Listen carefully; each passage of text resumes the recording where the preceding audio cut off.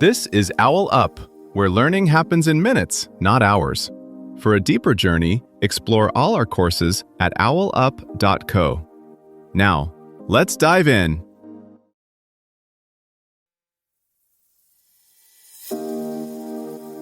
Chapter 3 of Home Automation 101. Make your home smart. Climate control. Mastering smart thermostats. In this chapter, you'll learn: identify different types of smart thermostats. Let's dive in. Your thermostat makes more decisions about your comfort than you do, and it's often wrong. One day it blasts heat into an empty house. The next, it ignores a chilly morning. Yet, with a small upgrade and almost no effort, those quiet mistakes could start saving you real money. About 40% of your home's energy bill is decided by quiet clicks inside a small plastic box on the wall. For decades, that box hasn't really known who's home, what rooms you use, or how your energy prices change during the day. It just follows orders. Smart thermostats change that by paying attention to your schedule, to temperature swings, even to when your utility grid is stressed. Instead of you chasing comfort with constant tweaks, they learn your patterns and adjust in the background, like a jazz musician subtly shifting tempo to match the room.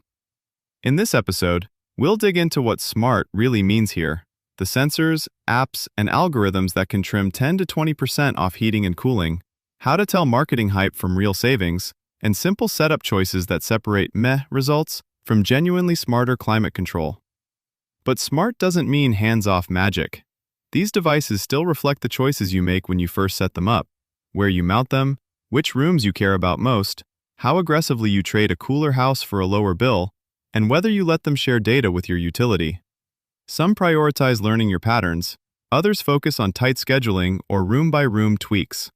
This is where climate control turns into strategy, more like coaching a team through a season than flipping a switch, because a few early decisions will shape how they perform all year. If you strip away the sleek screens and buzzwords, most smart thermostats are really doing three things: watching, predicting, and negotiating.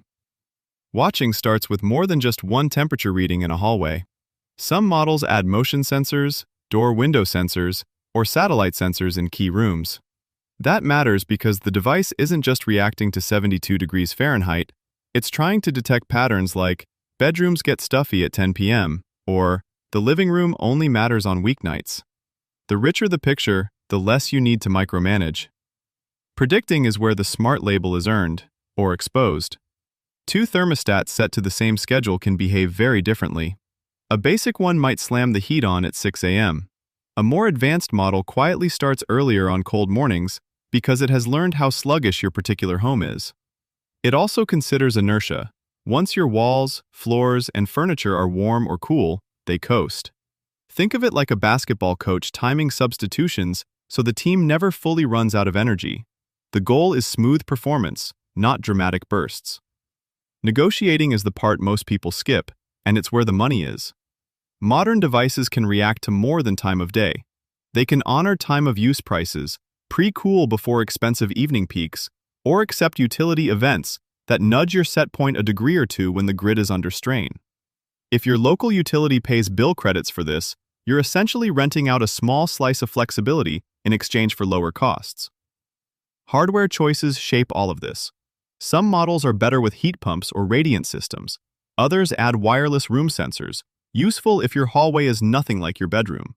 A few focus heavily on privacy and local control, trading flashy cloud features for tighter data handling.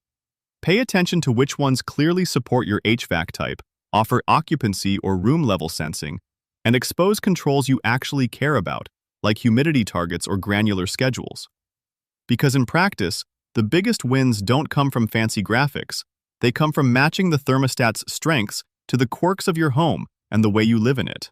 A practical way to see the difference is to look at how three households use theirs. A freelancer in a small apartment keeps tight weekday routines. Her device learns the midday lull and quietly eases back, then ramps up before afternoon calls. She barely opens the app, but end-of-month reports show shorter runtimes, especially during shoulder seasons. A family in a two-story house adds room sensors in bedrooms. They don't chase a single, perfect number. They prioritize upstairs at night and the kitchen on weekend mornings. their hallway can drift a bit while the spaces they actually occupy stay in a narrow band. A retiree on a time-of-use rate links his thermostat to a utility program. When prices spike, it nudges set points just enough to matter on the bill, then recovers. Over a summer, most savings come not from a lower average temperature, but from avoiding the most expensive hours. As these systems start talking to more of your home, patterns emerge you couldn't spot alone. They may learn that closing shades at 3 p.m. trims demand like a good pit crew shaving seconds off a race. Link them with EV chargers, water heaters, even blinds, and your place begins acting less like a collection of gadgets and more like a coordinated team.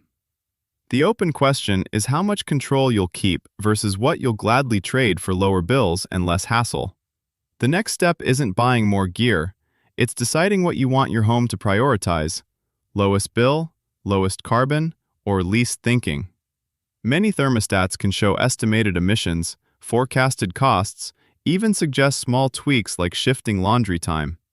Over time, you're not chasing a perfect number on the wall. You're shaping a quiet, evolving strategy for how your home behaves. Try this experiment. For the next 3 evenings, set your smart thermostat to start a pre-cool or preheat schedule 45 minutes before you usually get home. Then drop to an energy-saving setback, 2 to 3 degrees Fahrenheit higher in summer or lower in winter than your usual, starting at bedtime.